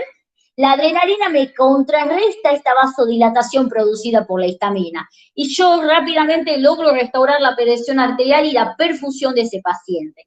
Eso es un antagonismo funcional, chicos, cuando el fármaco, el que va a antagonizar los efectos, actúa sobre un receptor diferente y puede antagonizar los efectos. Bien, en un antagonismo funcional, un fármaco actúa sobre un receptor diferente, ¿sí?, al otro fármaco, que en este caso no sería un fármaco, sería la histamina, pero este ejemplo sí aplica porque es un ejemplo de una terapéutica. En este caso, la adrenalina actúa, bien, sobre un receptor diferente al de la histamina, pero es capaz de antagonizarme los efectos de la histamina. Por eso es un antagonismo no competitivo, porque utilizan diferentes receptores, bien, pero sigue siendo un antagonismo porque uno contrarresta el efecto del otro, ¿sí? Este es el ejemplo que tienen que saber de antagonismo funcional. No sé si tienen alguna duda al respecto. No, Flor. No. Bien. Bueno, y por último, el antagonismo químico. ¿Saben quién hace antagonismo químico, chicos? La quelación. ¿Sí? Acá les pongo adrenalina, histamina. Y aquí les pongo el antagonismo químico, los quelantes. ¿Sí? Los quelantes, que ya lo vimos ayer, ¿se acuerdan? ¿Los quelantes qué eran, chicos? ¿Quién me puede decir qué es un quelante? Es un ligando en sí que unido a metal pesado se convierte en un quelato. Perfecto. Entonces me sirve para el tratamiento de qué, un quelante. Intoxicaciones por metales pesados. Perfecto. Me sirve para la intoxicación con metales pesados. Entonces, los quelantes son capaces de antagonizarme los efectos de los metales pesados en el organismo, ¿sí? Pero obviamente no hacen o no interrumpen la acción por ejemplo, del plomo. El plomo hace muchas cosas en el organismo. Y el edetato cálcico disódico no bloquea esta acción del plomo. Simplemente lo que hace es formar quelato, o sea, fijarlo y eliminarlo del organismo, ¿bien? Entonces, en el antagonismo químico tenemos los quelantes, que no lo vamos a desarrollar porque ya lo vimos ayer, como el edetato cálcico disódico. ¿Bien? Entonces, esto sería, chicos, todo lo que ustedes tienen que saber. Esto que vimos hoy es la primera parte de mecanismos específicos, es cómo interactúan los fármacos con las diferentes moléculas diana. Ya saben, con los canales iónicos interactúan como bloqueantes, ¿sí? Y también pueden actuar de manera indirecta, pero eso ya sería por medio de un receptor, así que vamos a decir que actúan como bloqueantes. Con las enzimas pueden actuar como inhibidores, falsos sustratos, ¿sí? Y como profármacos, y recuerden la diferencia entre activación e inducción, inhibición y represión. Sobre las proteínas transportadoras pueden actuar como bloqueantes, como la furosemida, la sertralina, y pueden actuar también como falsos sustratos, como lo hace la anfetamina, ¿bien? Y sobre los receptores pueden actuar como antagonistas y agonistas, ¿bien? Y obviamente recuerden la clasificación, ¿sí? Bueno, chicos, eso es todo por hoy. Nos vemos mañana. Mañana no sé si quieren a la misma hora o si quieren a las 10:30, como ustedes quieran.